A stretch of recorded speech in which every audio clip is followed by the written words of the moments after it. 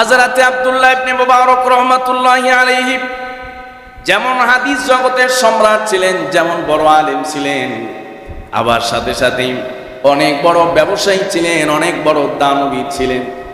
হযরতে আব্দুল্লাহ ইবনে মুবারক রাহমাতুল্লাহি আলাইহি প্রায় বছরই হজ করতে যাইতেন, যেহেতু টাকা পয়সার কোনো অভাব নাই। আমাদের দেশে অনেক মানুষ আছে প্রতি বছরে উমরায় যায়, 2-4-6 মাস পরে পরে উমরায় যায়, আছে না নাই? যদিও এই হজ উমরা এখন আর একটা ফ্যাশনের মতো হয়ে গেছে। সারা বছর যা অফিসে দুর্নীতি করার করে, যা ভেজাল দেওয়ার দেয়, রমজানে গিয়া 10 দিন ওখানে উমরা করে ইতিকাফ করে আসে, আছে না নাই? সম্মানিত ভাইয়েরা, মনে করে যে একবার হজ উমরা করে আসলাম, কালো পাথরে চুমা দিলাম, জিন্দেগির সব গুনাহ মাফ। গুনাহ মাফ হবে, কিন্তু বান্দার হক যদি নষ্ট করে, এই হক কোনোদিনও মাফ হবে না। কথা বলুন ঠিক কিনা? হযরত আব্দুল্লাহ ইবনে মুবারকের কি ছিল এরকম, হজ উমরায় যাইতেন। একবার উমরায় যাচ্ছেন বিশাল কাফেলা নিয়ে। এই কাফেলায় হযরত আব্দুল্লাহ ইবনে মুবারক আছেন, তার খাদেম আছে, যেহেতু অনেক বড় আলেম, বড় ব্যবসায়ী। হযরত আব্দুল্লাহ ইবনে মুবারক রহমাতুল্লাহি আলাইহি তো আগে হেঁটে হেঁটে হজে যাওয়া লাগতো, জায়গায় জায়গায় মানজিল করতেন, মানে তাঁবু টানিয়ে এরপর সেখানে অবস্থান করতেন। একদিন থেকে রাত্রি যাপন করে আবার হাঁটা শুরু। হযরতে আব্দুল্লাহ ইবনে মুবারক রাহমাতুল্লাহি আলাইহি এক জায়গায় তাঁবু গাড়লেন, ওই জায়গায় রাত্রি যাপন করবেন, বিশ্রাম করবেন। হযরতে আব্দুল্লাহ ইবনে মুবারক রাহমাতুল্লাহি আলাইহি ওই যেই জায়গায় তাঁবু গেড়েছেন তার পাশেই ছিল একটা ময়লার স্তূপ। হযরতে আব্দুল্লাহ ইবনে মুবারক রাহমাতুল্লাহি আলাইহি বসে আছেন। হঠাৎ লক্ষ্য করলেন একজন অল্প বয়স্কা নারী ময়লার স্তূপের কাছে এসে একটা মরা মুরগি নিয়া অত্যন্ত গোপনে কাপড় দিয়া পেঁচায়া, ওড়না দিয়া পেঁচায়া বাড়ির দিকে নিয়ে দৌড়ায় চলে যাচ্ছে। হযরতে আব্দুল্লাহ ইবনে মুবারক রাহমাতুল্লাহি আলাইহি মনের মধ্যে চিন্তা ঢুকে গেল। হঠাৎ কি এমন দৃশ্য দেখলাম, কিছুক্ষণ আগে দেখলাম মরা মুরগি সেই স্তূপের মধ্যে পড়ে আছে, ডাস্টবিনে পড়ে আছে, কিন্তু একজন নারী অত্যন্ত গোপনে এসে কেমন যেন মানুষ যেন বুঝতে না পারে, জানতে না পারে, মরা মুরগিটাকে উঠিয়ে ওড়না দ্বারা পেঁচিয়ে আবার নিয়ে দৌড়ায় চলে গেল। আব্দুল্লাহ ইবনে মুবারক রাহমাতুল্লাহি আলাইহি আস্তে আস্তে পেছন থেকে লক্ষ্য করলেন কোন বাড়িতে গিয়া প্রবেশ করে মহিলাটা। আব্দুল্লাহ ইবনে মুবারক দেখলেন একটা বাড়িতে প্রবেশ করলো মেয়েটা। আব্দুল্লাহ ইবনে মুবারক আস্তে আস্তে সেই বাড়ির গেটের সামনে চলে গেলেন। যাওয়ার পরে আব্দুল্লাহ ইবনে মুবারক ভেতর থেকে ডাক দিচ্ছেন, কে আছো এই বাড়িতে, কে আছো এই বাড়ির মালিক? ভেতর থেকে একজন নারী, একজন মহিলা কণ্ঠে আওয়াজ আসলো, আমি তো এই বাড়ির মালিক, কে কি বলবেন বলতে পারেন?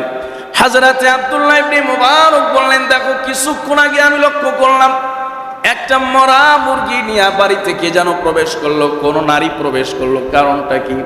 ওই মহিলা ভেতর থেকে জানাচ্ছে, এই যে আমাদের বাড়ি, আমরা এখানে 2 ভাই বোন বসবাস করি, ছোট্ট একটা ভাই আছে, কিছুদিন আগে আমার বাবাকে মানুষ হত্যা করে তার সমস্ত সম্পদগুলোকে লুণ্ঠন করে নিয়ে গিয়েছে।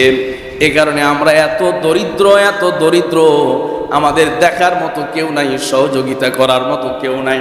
আজকে কয়েকদিন যাবত অনাহারে, কয়েকদিন যাবত আমরা কোনো খাবার ব্যবস্থা করতে পারি না।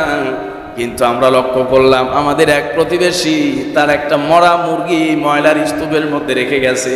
হাদিস শরীফের মধ্যে এসেছে, মাসআলার কিতাবের মধ্যে আছে, কোন মানুষ যদি প্রাণ ওষ্ঠাগত হয়ে যায় তাহলে ওই মানুষটার জন্য মরা মুরগি, মরা গরু থেকে ওই পরিমাণ খাওয়া যায় যেই পরিমাণ খেলে তার প্রাণ বাঁচবে।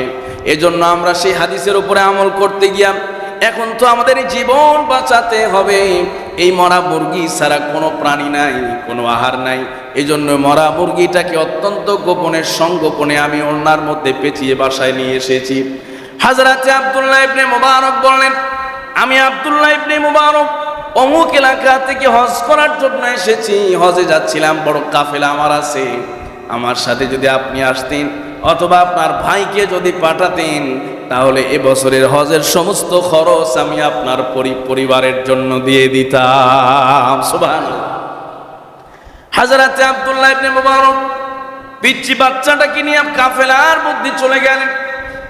যাওয়ার পরে কাফেলার লোকজনকে ডেকে বললেন, দেখো, তার যে খাদেম ছিল সেই খাদেমকে বললেন, দেখো এবছরে আমার আর হজে যাওয়া সম্ভব নয়, বলে কেন? হজে আর যেতে পারবো না, হজ তো জীবনে কতবারই করলাম, কোনো হজ কবুল হলো কিনা জানি না, কিন্তু আজকে এমন দৃশ্য আমার চোখে পড়েছে, এই জায়গায় আমার সহযোগিতা করাটাই আমার হজের চাইতে বড় হয়ে দাঁড়িয়েছে। হযরতে আব্দুল্লাহ ইবনে মুবারক বলতেছেন, দেখো আমি আর হজে যেতে চাই না।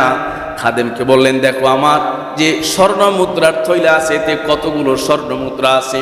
খাদিম বলল, প্রায় 1000 দিরহাম আছে, 1000 দিনার আছে। আব্দুল্লাহ ইবনে মুবারক বললেন, মাত্র 20টা দিনার রেখে দাও, কারণ 20টা দিনার দিয়ে আমরা এখান থেকে আবার বাড়িতে ফিরে যাব। শুধুমাত্র 20 দিনার, শুধুমাত্র 20টা দিনার রেখে দাও, আর বাকি যেই দিনারগুলো আছে ওই দিনারগুলো ওই থৈলার মধ্যেই থাকবে, এই পাত্রের মধ্যেই থাকবে। এই থৈলা সহ ওই বাসার যে ছোট্ট বাবুটা এসেছে তার হাতে তুলে দাও, হতে পারে এই আমলটা আমার জীবনের অসংখ্য হজের চাইতেও বেশি সওয়াব হবে, ঠিক কিনা? হযরতে আব্দুল্লাহ ইবনে মুবারক রহমাতুল্লাহি আলাইহি আর হজে গেলেন, হজ থেকে ফিরে আসলেন। পুরো হজের যে অর্থ, এই একজন না দুইজন তার সাথে খাদেম ছিল, তার সাথে আরো লোকজন ছিল, হতে পারে যে অনেক মানুষের হজের অর্থ একাই তিনি সংগ্রহ করে আর হযরত আব্দুল্লাহ ইবনে মুবারক ওই দরিদ্র অসহায় পরিবারের সহযোগিতার জন্য দান করে দিলেন। সুবহানাল্লাহ। সম্মানিত ভাইরা, এই জন্য অনেক সময় নফল উমরার চাইতে আপনার প্রতিবেশীর হক বড় হয়ে যায়, নফল উমরার চাইতে আপনার এলাকার দুস্থ দরিদ্র মানুষের পাশে দাঁড়ানো আপনার জন্য বড় হয়ে যায়।